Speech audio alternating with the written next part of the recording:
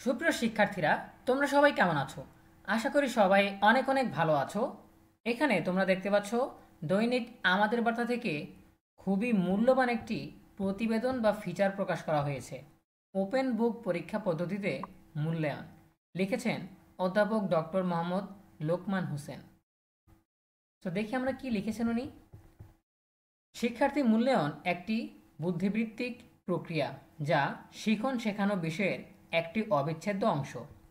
Face to face মোডে শিখন শেখানো কার্যক্রমটি বাধাগ্রস্ত হওয়ার বিকল্প পদ্ধতিতে শিখন শেখানো কার্যক্রমের ফলপ্রসূতা যাচাই করার কথা ভাবা হচ্ছে। অনলাইনে বা অফলাইনে যেভাবেই হোক পরীক্ষার মাধ্যমেই দেশের বিশাল সংখ্যক শিক্ষার্থীর সার্টিফিকেট পাওয়া উচিত বলে অভিজ্ঞ মহল মনে করেন। ভারতসহ পৃথিবীর বিভিন্ন বিশ্ববিদ্যালয়ে মূল্যায়নের জন্য ওপেন বুক এক্সাম পদ্ধতি গ্রহণ করে আসছে। যদিও অ্যাসেসমেন্ট রাইটিং, প্রজেক্ট প্রস্তুতি, গ্রুপ ওয়ার্ক, অনলাইনে মৌখিক পরীক্ষা ইত্যাদি পদ্ধতিও সার্বিক মূল্যায়নের অংশ হিসেবে বিবেচনা করা যেতে পারে। শিক্ষাবিদদের একাংশের যুক্তি, নির্দিষ্ট বিষয়ের উপর নির্দিষ্ট মাত্রায় দখল না থাকলে বই দেখেও কোনো পড়ুয়া ঠিকমতো প্রশ্নের উত্তর দিতে পারবে না। কারণ উচ্চশিক্ষায় বিষয়ের উপর স্বচ্ছ ধারণা রাখাই সবচেয়ে গুরুত্বপূর্ণ। কাজেই বই দেখে উত্তর লেখা হলেও তা বিভিন্ন শিক্ষার্থীর ক্ষেত্রে বিভিন্ন রকম হবে। পরীক্ষকরা তার মূল্যায়নও যথাযথভাবে করতে পারবেন। অফলাইনে নয়, অনলাইনেই পরীক্ষা নেওয়া হবে। আর থাকবে হোম অ্যাসেসমেন্ট। তবে কোনো বিশ্ববিদ্যালয়ে চাইলে মৌখিক পরীক্ষার মাধ্যমেও পড়ুয়াদের পরীক্ষা নিতে পারবেন। এই মুহূর্তে কলেজ ও বিশ্ববিদ্যালয়গুলোকে পরীক্ষা নিতে হলে এইটাই একটা ভালো উপায়।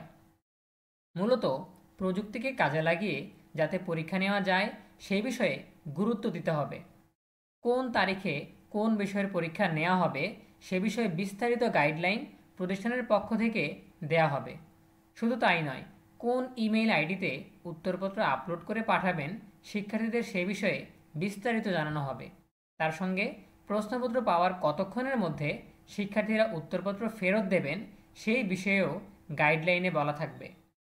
ওপেন বুক পরীক্ষা পদ্ধতিতে শিক্ষার্থীকে পাঠ্য বই, নোটবুক ও সম্পর্কিত রিডিং ম্যাটেরিয়ালস ব্যবহার করার অনুমতি দেওয়া হয়। ফলে এই পদ্ধতিতে স্মৃতি ও অসংগঠিত তথ্যকে সুসংগঠিত করার ক্ষমতা বৃদ্ধিতে গুরুত্বপূর্ণ ভূমিকা পালন করে।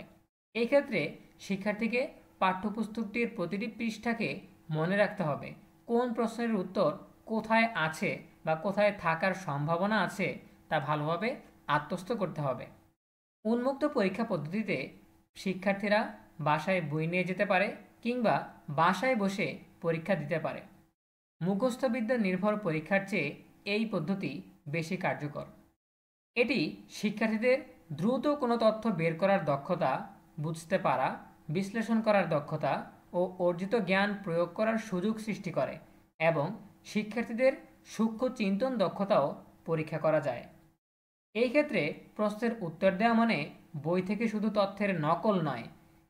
এখানে শুধু উত্তর বের করাটাই ক্রেডিট নয় বা বেশি নম্বর পাওয়ার বিষয়ও নয়, বরং কিভাবে তারা তথ্যটি খুঁজছেন, কিভাবে প্রয়োগ করছেন এবং বিশ্লেষণ করছেন সেগুলো বেশি গুরুত্বপূর্ণ।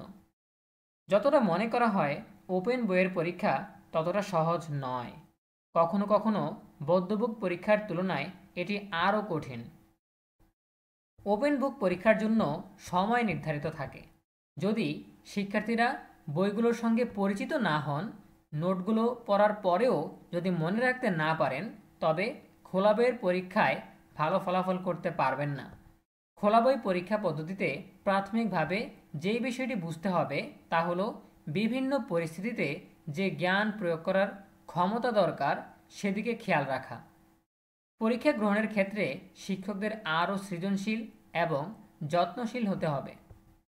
ওপেন বুক পরীক্ষায় পাঠ্যপুস্তক এবং সংশ্লিষ্ট কার্যপদ্ধতি, রিসোর্স ম্যাটেরিয়ালস বা নোটবুকে উল্লেখ আছে এমন বিষয়ে প্রশ্ন করতে হয়। শিক্ষার্থীদের মানোন্নয়ন নিশ্চিত করার জন্য প্রয়োগ করতে হয়। শিক্ষার্থীদের সৃজনশীলতা, চিন্তন দক্ষতা, বিশ্লেষণ ক্ষমতা, বুদ্ধিবৃত্তিক উপযুক্ততা যাচাই, নমনীয়তা সমুন্নত করা এবং সমস্যা সমাধানে পারদর্শিতা পরিমাপ করা হয়। শিক্ষার্থীকে পড়ানো হয়েছে বা সিলেবাসে আছে এর যে কোনো স্থান থেকে প্রশ্ন করা হয়। পরীক্ষার জন্য নিজে করো অনুশীলন করার প্রয়োজন হয়। এই জন্য বই, নোট ও সহায়ক ম্যাটেরিয়ালস সংগঠিত ও নিশ্চিত করার অনুমতি দেওয়া হয়। বই এবং অন্যান্য শিক্ষা উপকরণ সামনে নিয়ে পরীক্ষায় নেয়ার মূল উদ্দেশ্য হচ্ছে বুদ্ধিবৃত্তিক এবং সৃজনশীলতাকে উস্কে দেয়া আর মুখস্থ করাকে নিরুৎসাহিত করা। এটি করতে গিয়ে শিক্ষার্থীরা যে বিভিন্ন বই এবং উৎস থেকে উত্তর খুঁজছেন, পড়াশোনা করেন, আলোচনা করেন, তাতে শিক্ষার্থীদের ধারণাসমূহ একটির সঙ্গে আরেকটি মেলানো ও তুলনা করার সুযোগ হয়। সৃজনশীলতা বৃদ্ধি পায়, জ্ঞানের পরিসীমা বিস্তৃত হয়, রিজনিং ফ্যাকাল্টি ধারালো হয়। এ ধরনের পরীক্ষা শিক্ষকদের জন্য একটি বড় চ্যালেঞ্জ। যিনি প্রশ্ন তৈরি করবেন তাকে মাথায় রাখতে হবে মুখস্থ বিদ্যা বা রেডিমেড নোট কাজে লাগিয়ে যেন উত্তর দেয়া না যায়। চিরাচরিত ধাঁচে সাধারণ প্রশ্ন হলে মূল্যায়ন ঠিক হবে না। এমন প্রশ্ন করা দরকার যার উত্তর হবে ক্রিটিক্যাল, অর্থাৎ বিষয় না বুঝে লেখা যাবে না। ওপেন বুক এক্সামের জন্য ছাত্রকে প্রস্তুত করতে হলে শিক্ষককে অনেক ভাবতে হবে। তবে এ বিষয়ে আমাদের শিক্ষকদেরও যথাযথ প্রশিক্ষণ দরকার। উন্নত দেশের শিক্ষাদানের পদ্ধতি আমরা যখন অনুসরণ করছি তখন পরীক্ষা পদ্ধতি অনুসরণ করতে দোষ কোথায়? যিনি প্রশ্ন তৈরি করবেন তাকে মাথায় রাখতে হবে মুখস্থবিদ্যা কাজে লাগিয়ে যেন উত্তর না দেয়া যায়। যে পড়ুয়া বিষয়ের গভীরভাবে পড়াশোনা করেছেন এই পদ্ধতিতে তার সঠিক মূল্যায়ন হবে। শিক্ষার্থীদেরকে জানতে ও শিখতে হবে কিভাবে তথ্য খুঁজে পেতে হয়, অধ্যায়সমূহ ভালোভাবে পড়তে হবে এবং কোন অধ্যায়ে কি কি বিষয় রয়েছে তা ভালো করে আত্মস্থ করতে হবে। পরীক্ষার সময় দ্রুত উত্তর খুঁজে নিতে হলে প্রশ্নের সঙ্গে অধ্যায়ের সংশ্লিষ্টতা খুঁজে নিতে হয়।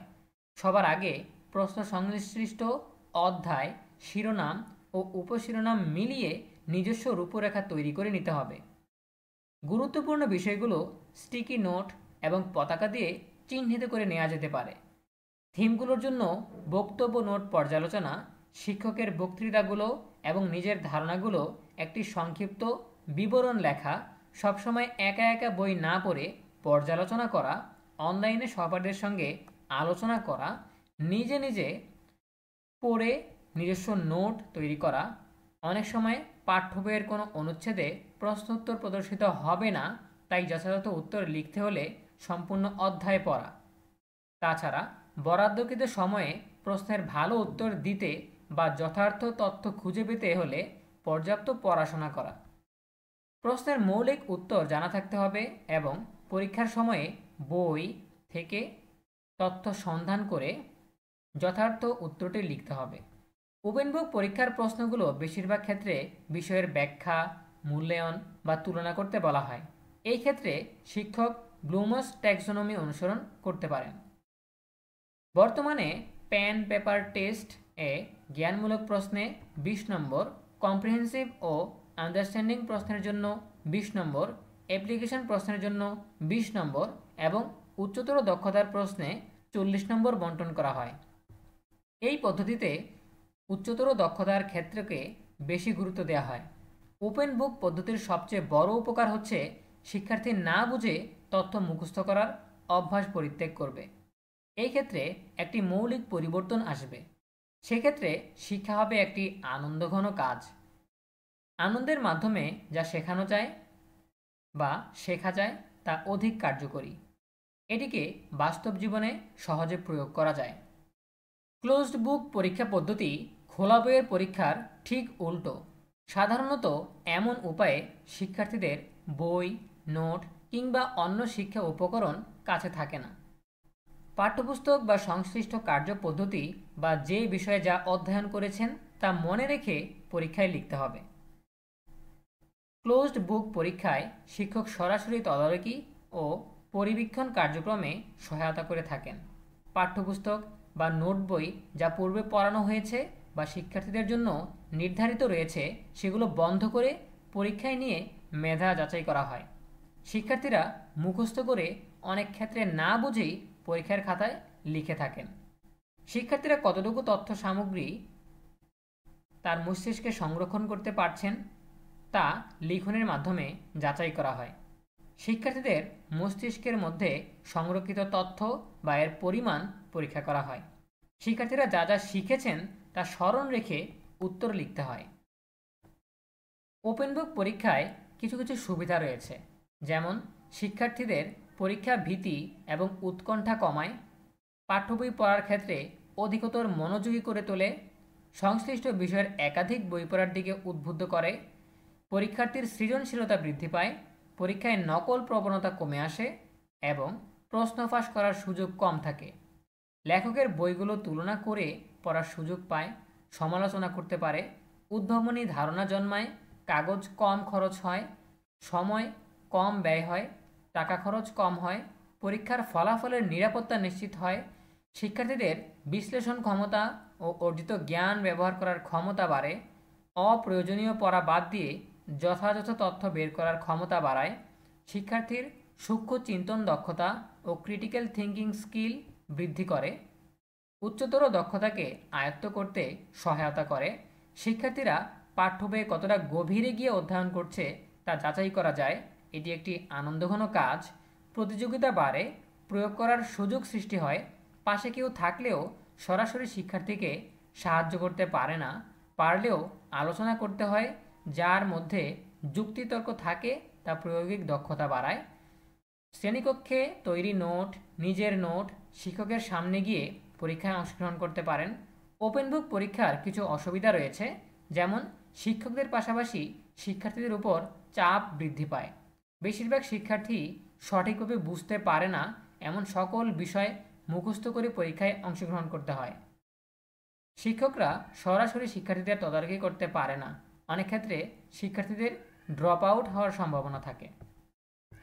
ওপেন বুক পরীক্ষা পদ্ধতিতে দুইটি উপায়ে পরিচালিত হয়। প্রথমত, শিক্ষার্থীদের বা পরীক্ষার্থীদের বিশ্ববিদ্যালয় ক্যাম্পাসে আসতে বলা হয়, সেখানে তাদের কাগজপত্র দেওয়া হয়, শিক্ষার্থীরা তাদের পাঠ্য বই এবং অন্যান্য উপাদান ব্যবহার করতে পারে যা পরীক্ষার সময়ে সমস্যা সমাধানে সহায়ক।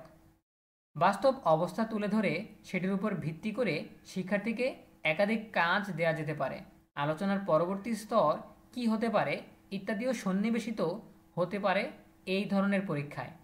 তবে শিক্ষার্থীদের প্রশ্ন হবে ভিন্ন ভিন্ন, এক এক শিক্ষার্থীর এক এক ধরনের প্রশ্ন, ফলে নকল করা, অন্য ধরনের উপায় অবলম্বন করা কিংবা কাউকে জিজ্ঞেস করে উত্তর দেওয়া থেকে বিরত থাকবেন, অর্থাৎ সেই সুযোগ রাখাই হবে না।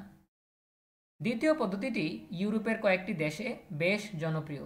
সেখানে নির্দিষ্ট সময়ে প্রশ্নের একটি সেট শিক্ষার্থীকে প্রেরণ করা হয়। শিক্ষার্থীরা ইনস্টিটিউটের বিশেষ পোর্টালে গিয়ে বিশেষ লগ ইনের মাধ্যমে পরীক্ষা দেন। পরীক্ষার সময় তারা পাঠ্য বই, গাইড, নোট এবং অন্যান্য সহায়ক উপাদান ব্যবহার করতে পারেন। শিক্ষার্থীরা সময় পার হওয়ার সঙ্গে সঙ্গে স্বয়ংক্রিয় পোর্টাল থেকে লগ আউট করে। একইভাবে শিক্ষার্থীদের অনুলিপি যথাসময়ে ইনস্টিটিউটে পৌঁছায় এবং নির্দিষ্ট সময়ে ফলাফল ঘোষিত হয়। কলেজ ও বিশ্ববিদ্যালয় স্তরে শিক্ষার্থীদের মূল্যায়নের ক্ষেত্রে ওপেন বুক এক্সাম বা বাড়ি থেকে পরীক্ষা দেওয়ার পদ্ধতি আন্তর্জাতিকভাবে স্বীকৃত, কিন্তু এদেশে পরীক্ষা কেন্দ্রে গিয়ে পরীক্ষার্থী নির্দিষ্ট সময়ের মধ্যে প্রশ্নের উত্তর দেন। প্রাথমিক থেকে উচ্চশিক্ষায় একই চলচ্চিত্র। উত্তরপত্র মূল্যায়নের ক্ষেত্রে নিয়ম পরিবর্তন করে প্রশ্নপত্র প্রণয়নের আধুনিকায়ন আনা যায়। উত্তরপত্র মূল্যায়ন করবেন সেই বিশ্ববিদ্যালয়ের বিভাগীয় শিক্ষকেরা। ফলাফলের স্বচ্ছতা ও নিরপেক্ষতার স্বার্থে অন্য প্রতিষ্ঠানের শিক্ষকদের খাতা দেখা এবং বহির মূল্যায়নের সুযোগ থাকছে না। তবে ভিন্ন ভিন্ন শিক্ষার্থীদেরকে ভিন্ন ভিন্ন সেট প্রশ্ন প্রেরণ করলে অনেকটা স্বচ্ছতা রক্ষা করা যাবে। ক্লাসে যতটুকু পড়ানো হয়েছে তার উপর পরীক্ষা নেওয়া হবে, অর্থাৎ যে বিষয়ে যতটুকু সিলেবাস শেষ হয়েছে সেখান থেকেই করা হবে প্রশ্ন। ইউজিসির সাম্প্রতিক গাইডলাইন অনুযায়ী দেশের সমস্ত কলেজ বিশ্ববিদ্যালয়গুলোতে স্নাতক ও স্নাতকোত্তরের চূড়ান্ত বর্ষের পরীক্ষাই নিতে হবে।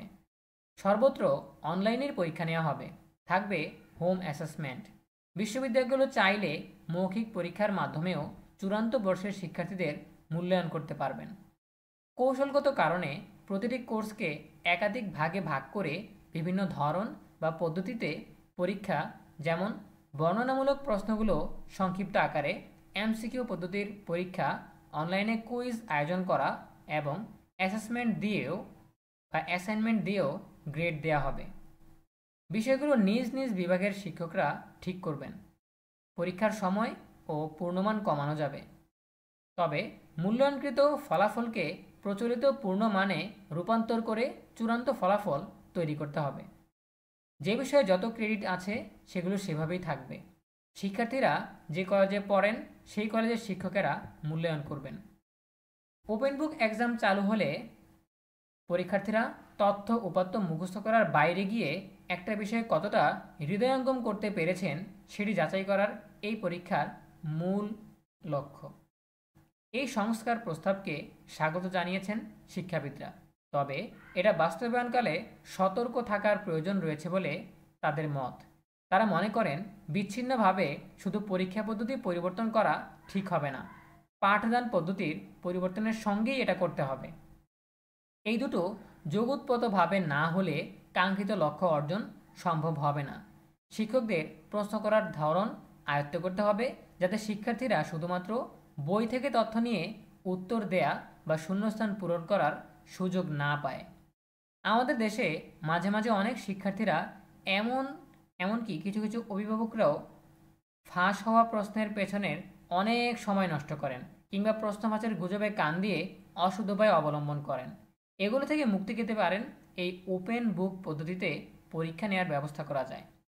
এই ধরনের পরীক্ষার কিছু ত্রুটিও রয়েছে, যেমন কিছু কিছু শিক্ষার্থী কোনো তথ্য জানার চেষ্টা না করে, নিজে নিজে চিন্তা না করেই পাঠ্য বইয়ের উপর নির্ভরশীল থাকেন। গভীরভাবে কোনো কিছু ভেবে দেখেন না, ভেতরে ঢুকেন না। তারা মনে করে থাকে পরীক্ষায় যা আসবে তা পরীক্ষার সময় বই কিংবা নোট দেখে বের করে পরীক্ষা দিবেন। সব পদ্ধতিরই ভালো খারাপ দুটি দিক থাকে, তবে ওপেন বুক পরীক্ষা পদ্ধতিতে ভালো দিকটাই বেশি মনে হচ্ছে। সো এই ছিল এই প্রতিবেদনে। আশা করি প্রতিবেদনটি ভালো লেগেছে। খুবই চমৎকার লিখেছেন। আশা করি এখান থেকে তোমরা ভালো কিছু তথ্য পেয়েছো, কিছু ইনসাইট পেয়েছো, ভবিষ্যতের পরীক্ষা পদ্ধতি কীরকম হতে যাচ্ছে সেটা জানতে পেরেছো। এই পরীক্ষাটা হচ্ছে ওপেন বুক পরীক্ষা পদ্ধতিতে মূল্যায়ন, যেখানে বই, নোট, গাইড, শিক্ষা সরঞ্জাম ব্যবহার করা যাবে পরীক্ষার সময়। ঠিক আছে? আর বিস্তারিত তো আলোচনা করলামই। এখান থেকে আশা করি তোমরা অনেক তথ্য জানতে পেরেছো। সো আরও জানার জন্য, এ বিষয়ে আরও আপডেট পাওয়ার জন্য অবশ্যই ইউনিবির সাথেই থাকতে হবে। সো দেখা হবে পরবর্তী আপডেট নিয়ে নতুন কোনো ভিডিওতে। সেই পর্যন্ত সবাই ভালো থাকো, সুস্থ থাকো, নিরাপদে থাকো। তোমাদের সকলের জন্য রইল অনেক অনেক শুভকামনা। ধন্যবাদ সবাইকে।